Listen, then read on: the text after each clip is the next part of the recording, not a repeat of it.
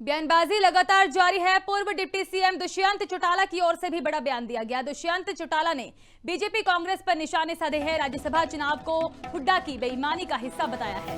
Vote रद्द करने वाले विधायकों के नाम भी सार्वजनिक करने की बात कही है। हो सकता है सीबीआई राहत हुड्डा को तोहफे में दी गई हो। यह भी बड़ा बयान दुष्यंत चौटाला की ओर से दिया गया। बीजेपी ने चुनाव के बदले एजीएल मामले में सीबीआई से राहत दिलाई है। स्याही कांड का भी जिक्र वह करते हुए नजर आए। कहा कि स्याही कांड पेन बदलने और वोट पर्ची मोड़ने की जानकारी हुड्डा को दी थी। डिप्टी सीएम पूर्व हरियाणा के, जिनकी ओर से बड़ा बयान दिया गया है। दुष्यंत चौटाला की ओर से कांग्रेस और भारतीय जनता पार्टी पर तंज कसे गए हैं।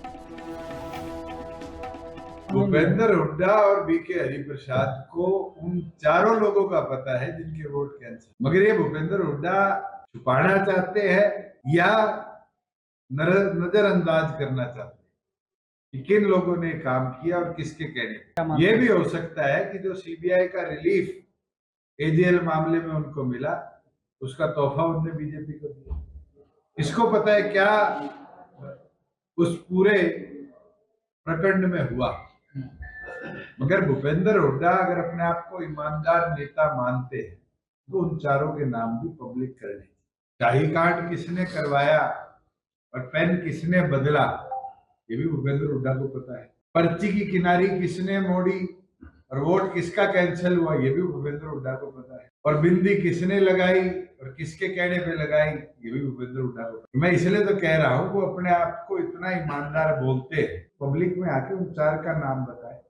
जनता बहुत समझदार है, मगर ये तो कमजोरी कांग्रेस पार्टी की है कि ऐसा आदमी जो कांग्रेस को कमजोर पिछले 10 साल से कर रहा है, बारी बारी मजबूरी में उसको नेतृत्व देने का काम।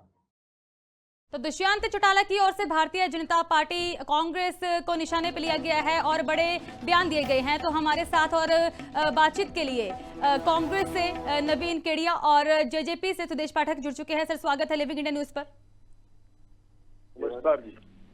सबसे पहले सवाल मेरा रहेगा सुदेश पाठक जी आपसे।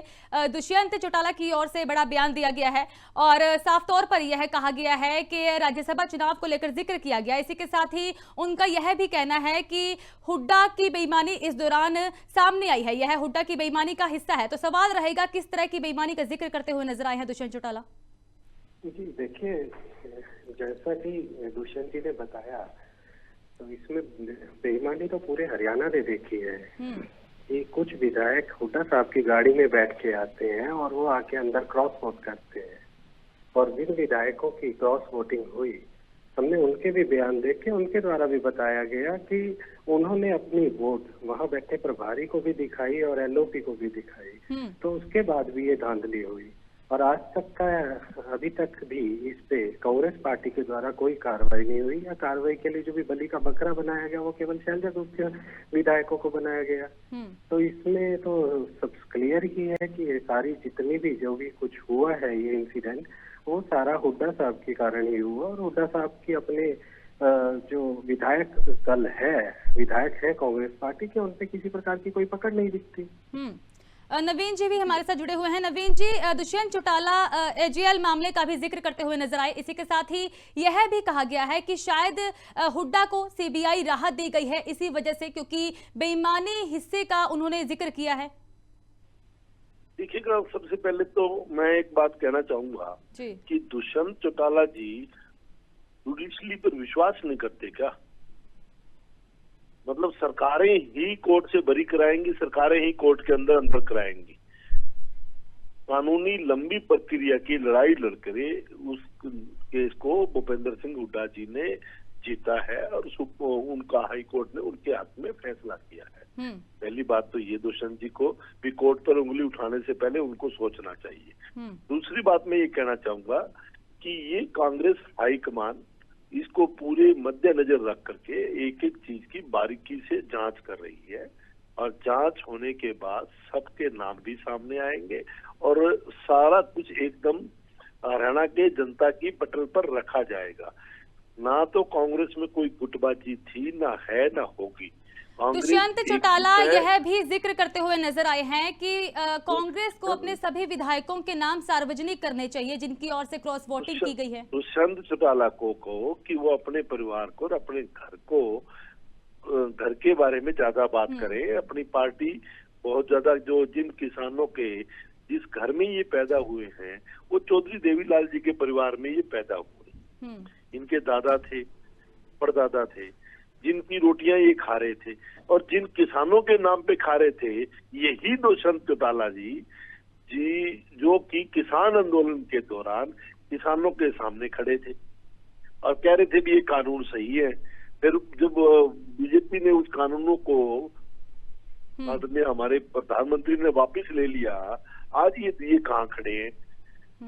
भ्रष्टाचार में डूबे हुए, दबे हुए, कुचले हुए, आज ये कांग्रेस को शिक्षा दे रहे हैं।